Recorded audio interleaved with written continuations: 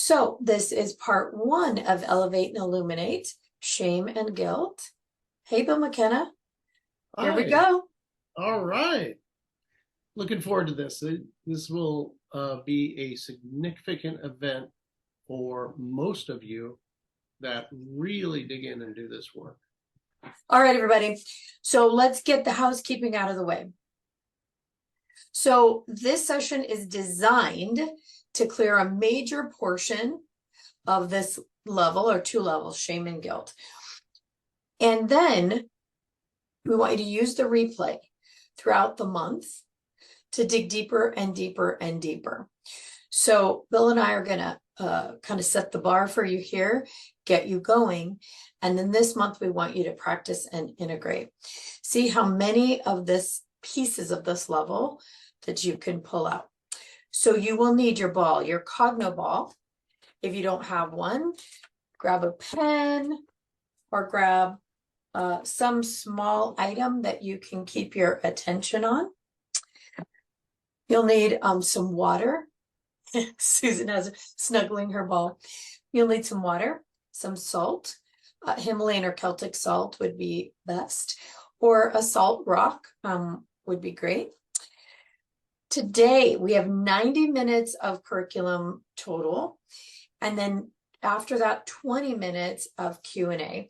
Again, we'll have you put your questions in the chat. So while we're talking today, while we're working, if you have some significant question you know you want to answer for after, write it down and we'll do that for you. As we move into today's session, we're really focused on the reality that we're experiencing through.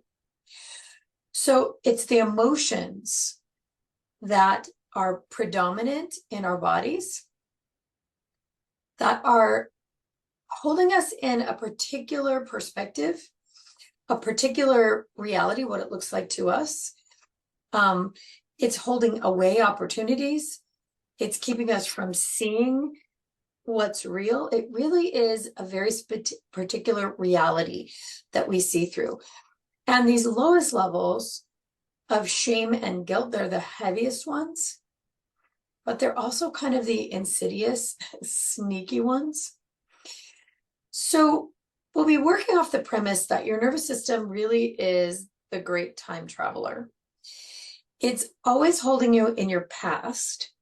And in this case, where shame and guilt are in your past, or they're projecting it into the future where you'll be meeting it again. So it's preparing for that all the time. So for that reason, it's keeping that predominant feeling or emotion constantly in the now, in the now, in the now. And that really prevents us entirely from actually being present, from actually seeing what's going on right now, from having that piece of really being in the moment, because we're always somewhere else, present or past. So we're going to be looking for where it's blatantly active in your life, where you're blatantly being held in the past or blatantly being held in the future, or both. We're going to be looking for what the predominant emotion is. Where of these levels are you spending a lot of your time? Like, are you spending a lot of your time in shame or guilt? For some of you, it'll just be aspects of this that are active in your nervous system. Like if you've done Cogno Conscious before, or you did the work with us in the Shift Network, there'll just be aspects of it, pieces of it that are still active in your nervous system and aren't keeping you in the past or future all the time, but just around certain subjects. Maybe it's just finances. Maybe it's just relationship. Maybe it's just friendships. You never know. So you're going to be looking for that where there's aspects. But they're still blocking you from greater possibilities in life and from greater realities. And yet there's another level of this where there's just hints of it, not chunks, not huge aspects, not obvious, but like overlays. Have you ever gone to dust in your house and it looks pretty clean, but if you ran your hand across it, there's this like just this tiny hint of dust. Sometimes these deep levels, especially these first chakra ones, shame and guilt, they can be like that. They can be just a light overlay, a haze in your life where you can't really even put your finger on it if you needed to, but it's sneaking in and coloring your perspectives. It's kind of holding you back. It's almost like a shadow of it in your life that somehow limits your ability to see, a much greater perspective, or maybe holds you back a little on manifestations that are right in your vicinity. So this is what we're going to be talking about today. Really the work of noticing where your lens is obscured by shame and guilt. So I'm going to pass it over to you, Bill, while I get the Hawkins scale slide up. What else do you have to say about, the view that people are looking through around shame and guilt?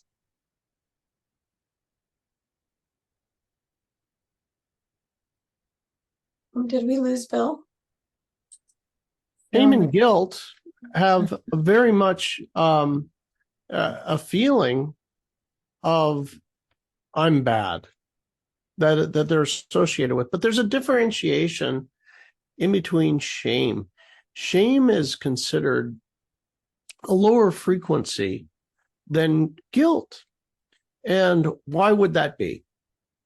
Well, it is because in shame, we feel that we are inherently flawed. It means it's nothing we can really do about it. We're just flawed. And guilt is more event-based. So with guilt, what happens is we end up feeling like, what I did was bad, maybe unforgivable. Certainly, I don't forgive myself. So as we're here in these levels, there is a whole series of things that go along with being at a certain level. In shame, we're more likely to humiliate another and feel humiliated as well. With guilt, we're much more apt to blame others. And in this level, people will tell you if they're there. If you have someone who is in a constant state of blaming others for whatever, if you look deeply into their past, you'll find a tremendous guilt. We don't get to have one half of a coin. We're always going to have another half. Sometimes that blame is just blaming ourselves, but most of the time it comes out against somebody else. Bill, would you share with everybody what the scale is that I'm showing them? This scale here is the scale that was put together by Dr. David Hawkins. So our life here in the zone of yellow, everything happens through force. We're in some degree of fear here. Now, it's given a numerical value, and he calls it a logarithmic scale, meaning for every point, there's exponentially more power. So at shame, for example, being the lowest, there's very little power. People would hardly have the energy to get out of bed. guilt is a little bit more energy than shame. But for example, anger is much, much more energy. You have the energy to get stuff done, right? People that go to war are angry, but you can't even do that in shame. As you elevate yourself up through your willingness, there is a willingness that happens at the level of 200. I'm willing, the courage to change my mind, to accept another point of view. We begin to trust, we begin to forgive, and then love eventually begins to emerge as a feeling more and more, into the point of the love becoming unconditional, meaning I love without condition. And with this, eventually joy will emerge and the miraculous will become just commonplace. Beautiful. Thank you. Okay, so if you're not familiar with the Hawkins scale, and I know many of the people here already are, this is the scale we'll be using to move through over the next 5 months up to, I believe, the level of courage.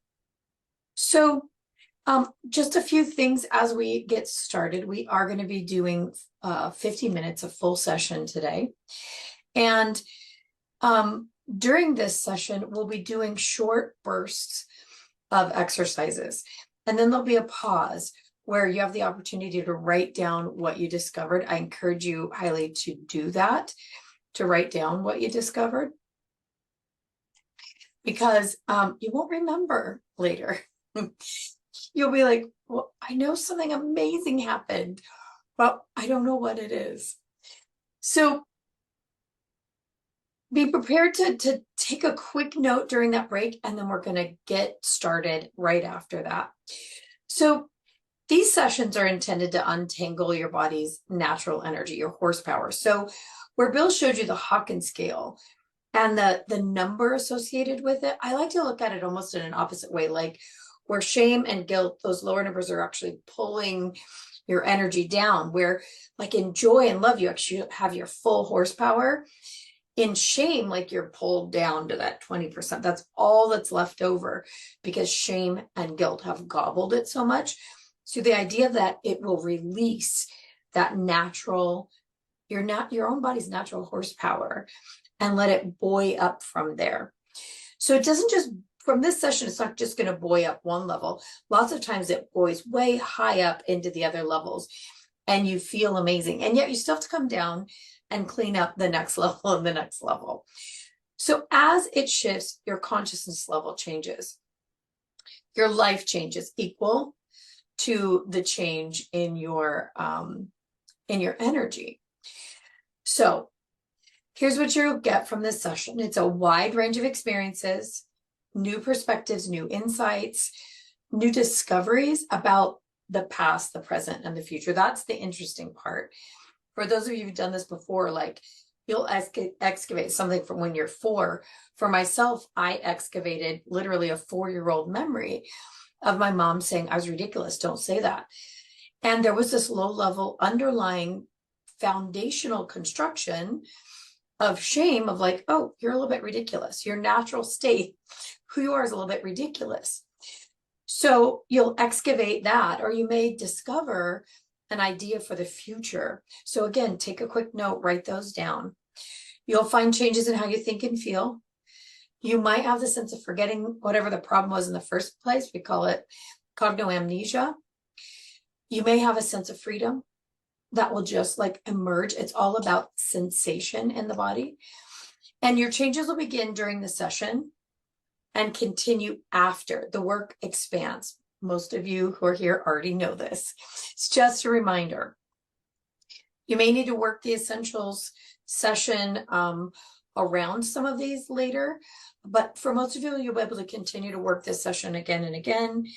And and get a lot out of it. We're going to be doing some a unique mixture of exercises, a nice smattering for you to play with throughout the month.